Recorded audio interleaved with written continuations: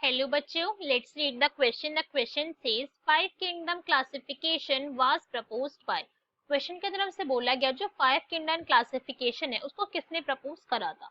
So now let's start the question. सबसे पहले हम क्वेश्चन को सॉल्व करने का की कॉन्सेप्ट देखेंगे. की कॉन्सेप्ट, तो क्वेश्चन को सॉल्व करने का की कॉन्सेप्ट क्या है हमारा कि हमें क्लासिफिकेशन ऑफ एनिमल्स के बारे में, क्लासिफिकेशन ऑफ ऑर्गेनिम्स के बारे में पता होना चाहिए. ठीक है, इस क्लासिफिकेशन के अंदर हर चीज को ही क्लासिफाई करा था.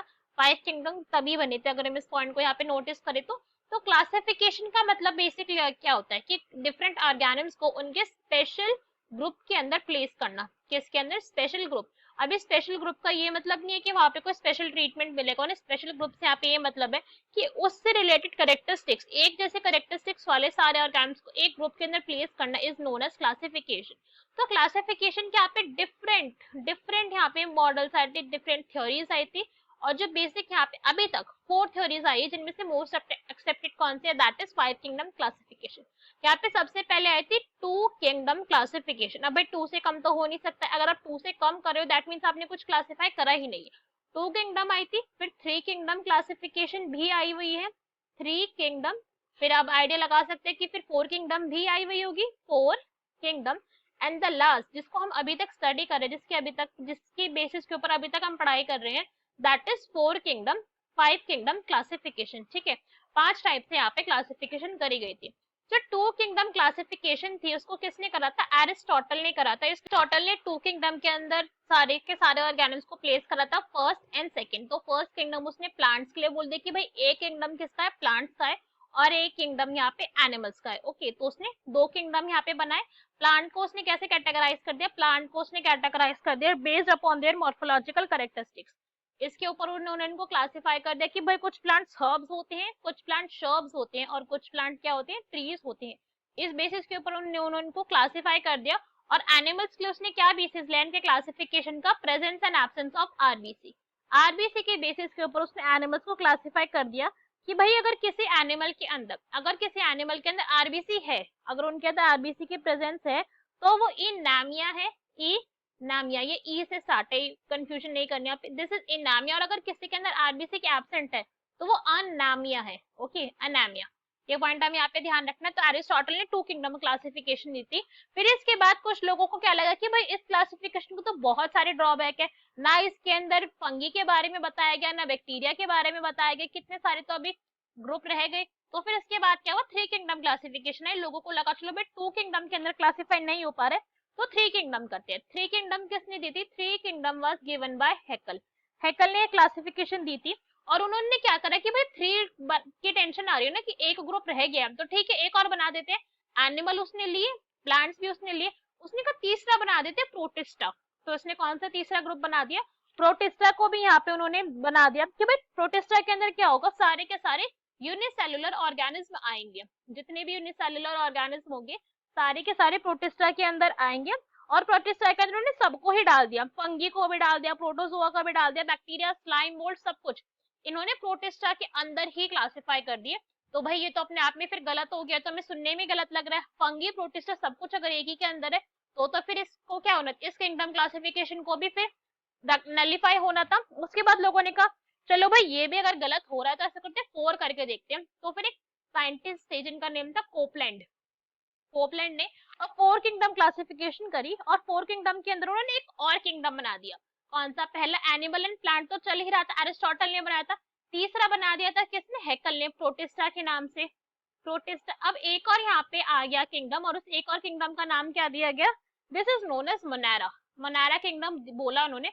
उन्होंने कहा भाई कि इस किंगडम के अंदर क्या करते हैं, जितने भी है क्या है, सारे प्रोकैरियोटिक ऑर्गेनिज्म है. जितने भी प्रोकैरियोटिक जितने भी प्रिमिटिव ऑर्गेनिज्म है सारे के सारे मोनेरा किंगडम के अंदर आ जाएंगे. तो उन्होंने क्या करा? साइनोबैक्टीरिया, यू बैक्टीरिया, आर्कीबैक्टीरिया, सारे के सारे को उन्होंने मोनेरा के अंदर डाल दिया. बट इसके अंदर भी क्या था? इसके अंदर भी ड्रॉबैक्स आए कि भाई ऐसे भी क्या है, ये सिस्टम सही सा बैठ नहीं रहा है, सब कुछ चीजें क्लासिफाई अब भी नहीं हो पा रही है. इसके बाद क्या हुआ? आर एच विटेकर ने अब क्या करा कि भाई तुम सब गलत पढ़ा रहे हो, रुको मैं बताता हूँ क्या करना है. हम फाइव किंगडम क्लासिफिकेशन करते हैं. ठीक है, फाइव किंगडम क्लासिफिकेशन के अंदर उन्होंने काफी सारे क्राइटेरियाज बनाए थे. यहाँ पे एक दो नहीं बनाए थे उन्होंने, काफी सारे क्राइटेरिया को उन्होंने स्टडी करा, काफी सारे के बेसिस के ऊपर अब उन्होंने क्या करा, 5 किंगडम बनाए। और ये 5 किंगडम कौन कौन से बनाए उन्होंने, अगर हम इस पॉइंट को देखें तो उन्होंने बनाए थे, दैट इज 5 किंगडम के अंदर उन्होंने बनाए, फर्स्ट था यहाँ पे मोनारा, उन्होंने मोनारा किंगडम बनाया, जो कोपलैंड ने भी बनाया था। उन्होंने फिर एक प्रोटेस्टा किंगडम को भी बनाया, प्रोटेस्टा। फंगी को भी यहाँ पे इन्होंने अपनी जगह दी कि भाई फंगी भी क्या है, इसकी भी अपनी इंपॉर्टेंस है, काफी अलग कैरेक्टरिस्टिक्स है, हम इसको मोनारा और प्रोटेस्टा के साथ थोड़ी कंबाइन करके स्टडी कर सकते हैं। फिर इन्होंने प्लांटी, प्लांट्स को उन्होंने अलग किंगडम प्रोवाइड करा ही था, और एनिमेलिया। तो इस बेसिस के ऊपर उन्होंने क्या करा, ऑर्गेनिज्म को डिफरेंट ग्रुप्स के अंदर, डिफरेंट किंगडम के अंदर उन्होंने प्लेस कर दिया। अभी भी क्या हो रहा है कि कई बार हम क्या करते हैं, 6 किंगडम क्लासिफिकेशन भी पढ़ी जाती है। एक और यहाँ पे क्लासिफिकेशन आई थी, उसके बारे में इतना ज्यादा स्टडी बट नहीं करा गया है, 6 किंगडम। ठीक है, ये पॉइंट हमें, अभी हम इस किंगडम क्लासिफिकेशन को बहुत ज्यादा फॉलो इतना नहीं कर रहे हैं, बट इस पॉइंट के बारे में भी हमें जानना चाहिए। 6 किंगडम क्लासिफिकेशन किसने दी थी, कार्ल वूस ने दी थी। कार्ल वूस ने ये प्रपोज करी थी 6 kingdom classification.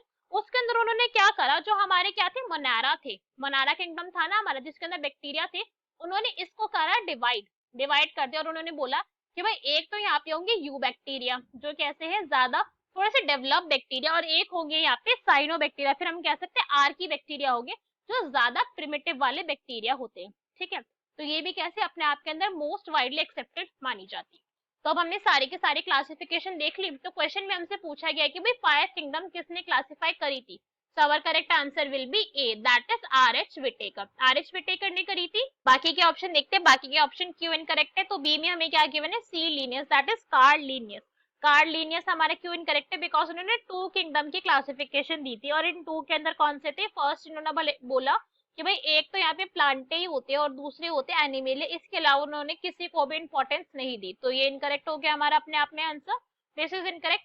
Next is a Roxburgh, ये भी इनकरेक्ट है, बिकॉज अभी तक इनकी कोई भी, इनको कंट्रीब्यूशन क्लासिफिकेशन के अंदर अभी तक हमने नहीं फाइंड करा, so this is incorrect. Next is Virchow, Virchow जो है ये भी इनकरेक्ट है, बिकॉज इनका रोल कोई भी क्लासिफिकेशन के अंदर नहीं था, इन्होंने क्या दी थी, सेल थ्योरी को प्रपोज करा था।